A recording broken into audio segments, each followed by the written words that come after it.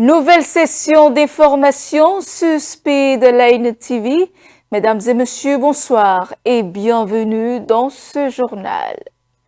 Dans les titres de l'actualité, Ismat Bio-Tchane Mamadou a été reconduite pour un nouveau mandat de 5 ans à la tête de la Cour des comptes du Bénin. Elle a prêté serment ce jeudi en présence du chef de l'État ainsi que de plusieurs personnalités politico-administratives. Le compte rendu dans un instant. Au lendemain d'une nuit de pluie d'une intensité rare, la Société des infrastructures routières et de l'aménagement du territoire est montée au créneau. Plus de précisions dans ce journal.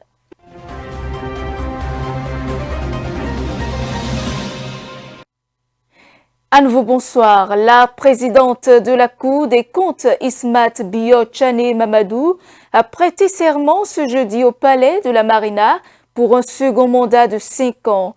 La cérémonie, présidée par le chef de l'État, Patrice Talon, a mis en lumière les enjeux du contrôle des finances publiques et la poursuite des réformes de gouvernance engagées depuis la création de l'institution, suivant le reportage. Salle des ambassadeurs du Palais de la Marina a servi de cadre ce jeudi 7 mai 2026 à la prestation de serment de Ismat Bio-Tchane Mamadou, reconduite à la présidence de la Cour des comptes pour un nouveau mandat de 5 ans. Devant les autorités politico-administratives et plusieurs invités de marque, la responsable a renouvelé son engagement à exercer ses fonctions avec rigueur, loyauté et dans le strict respect des textes de la République. Je jure de bien et fidèlement remplir ma fonction, de l'exercer en toute impartialité, dans le respect de la Constitution et des lois de la République, de garder le secret des délibérations et des votes, de ne prendre aucune position publique, de ne donner aucune consultation à titre privé sur les affaires pendantes devant la Cour et de me conduire en tout comme un digne et loyal magistrat.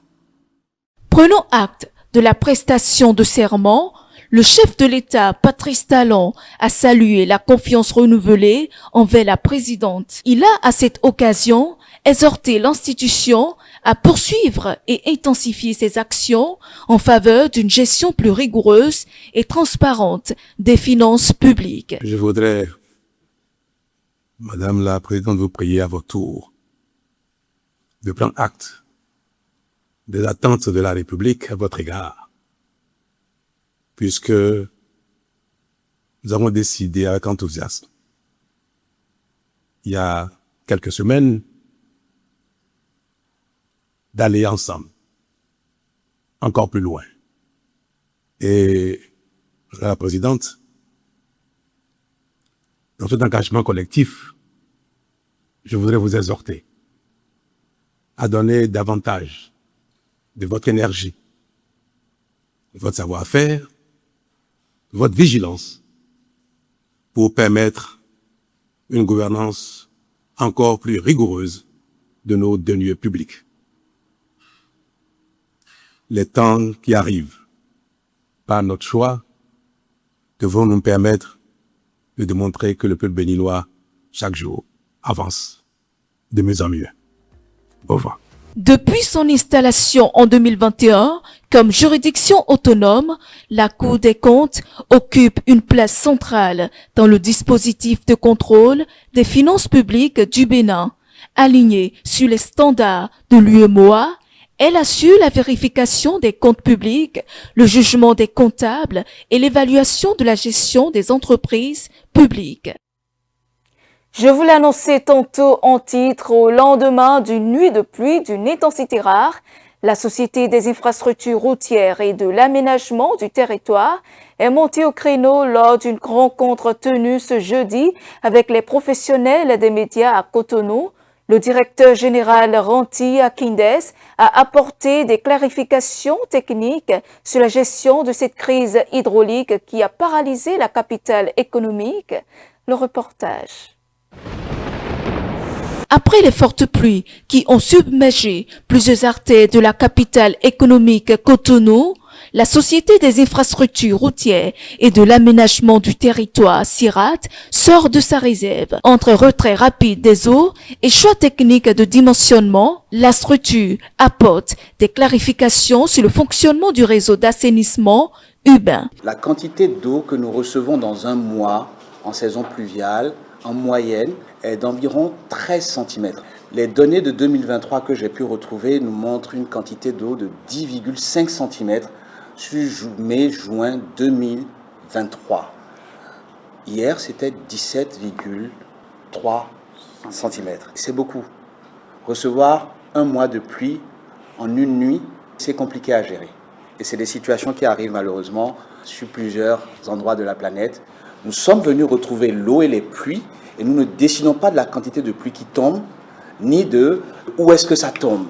Donc, quand ça tombe de façon exceptionnelle, nous faisons en sorte que nos ouvrages que nous avons conçus puissent permettre de gérer ces situations-là. Malgré le chaos matinal dans les quartiers comme Agla, Vedoko, Sindrita, Begama ou Akpakpa, la SIRAT se félicite de la réactivité des infrastructures. Là où les eaux stagnaient jadis des jours entiers, les principaux axes ont été libérés en moins d'une heure. De son côté, François Agomandje, directeur du pôle aménagement urbain et assainissement, a expliqué ce succès par le dimensionnement rigoureux des ouvrages du PAPC. Ce qui s'est passé hier était bien prévu dans la mesure où on a vu que 2 heures de temps après, l'eau s'est retirée entièrement.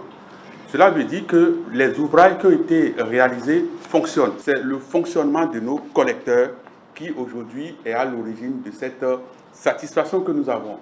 Auparavant, c'est des semaines avant que l'eau parte.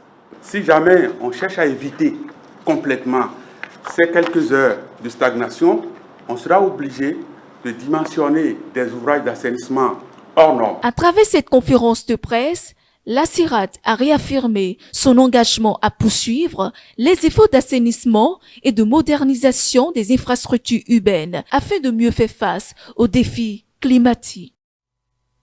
Dans un autre registre, à présent, Internet est devenu un réflexe du quotidien, du réveil au coucher. Il accompagne les échanges, facilite le travail, soutient les activités économiques et transforme les habitudes sociales.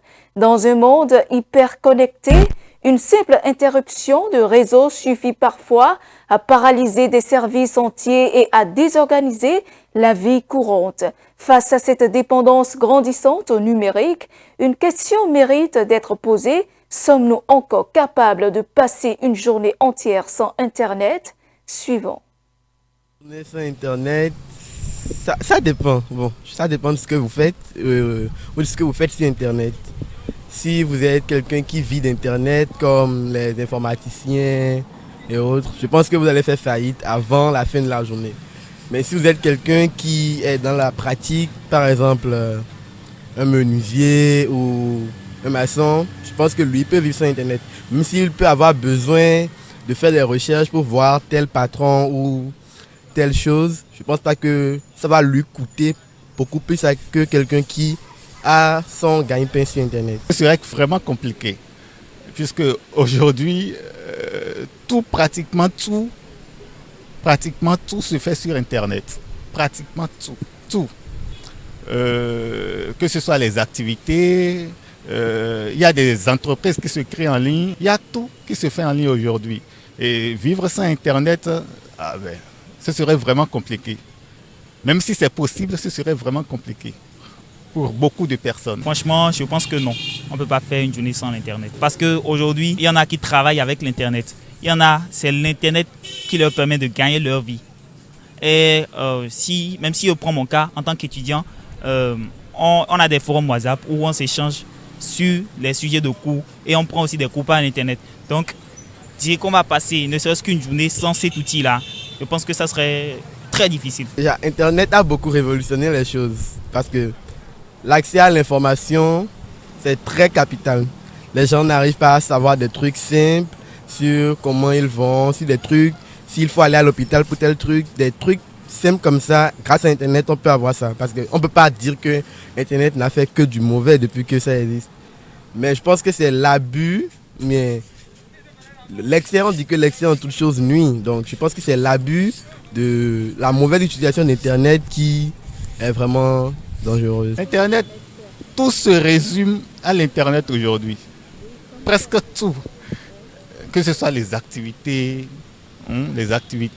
D'abord, c'est un réseau social qui permet d'être proche de ses amis, de sa famille et tout. Ça crée une certaine proximité, voilà, entre nous et nos proches. On ne ressent plus la distance. Voilà. Et mis à part ça, presque tout se résume à l'Internet aujourd'hui. Les activités commerciales, les jeux, on peut même apprendre aujourd'hui sur Internet. On peut apprendre, on peut suivre des formations. Je peux être au Bénin et suivre une formation depuis Paris. Vous voyez? Donc tout se résume à Internet aujourd'hui. Donc c'est très très utile. On ne peut quasiment pas s'en passer. L'Internet permet d'avoir accès à des informations en un seul clic. Internet nous permet aussi d'échanger avec des proches très loin, sans avoir à les appeler forcément. Clairement, Internet. Je ne vais pas mentir, c'est Internet. Parce que quand je tape sur Internet, je vais sur ChatGPT, je tape exactement ce que je veux, j'obtiens exactement le résultat que je souhaite. Même si je n'ai pas le résultat que je veux, j'ai un résultat qui me donnera, en fait, que je pourrais exploiter pour retrouver ce que je cherche, en fait. Du coup, quand je vais dans une bibliothèque, déjà, je vais saluer tout le monde, aller m'asseoir, rechercher les livres, fouiller moi-même.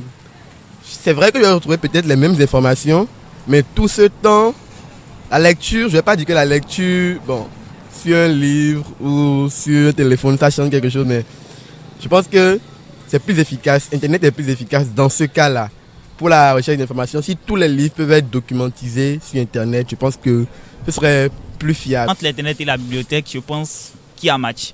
Il y a vraiment match. Parce que au niveau de la bibliothèque, parce qu'on ne trouve pas forcément des informations précises sur l'Internet. Mais à la bibliothèque, on peut trouver des informations très précises dans les livres et très détaillées. Et en plus, la bibliothèque, il faut forcément te déplacer pour pouvoir aller à la bibliothèque. Mais l'Internet, même si tu es chez toi, tu peux chercher directement sur Internet. Je trouve qu'il y a un match entre les deux. Et c'est la fin de ce journal. Merci de votre fidélité. Suivez-nous en continu sur speedlinetv.bj/live et sur nos différents canaux digitaux Facebook, YouTube et TikTok.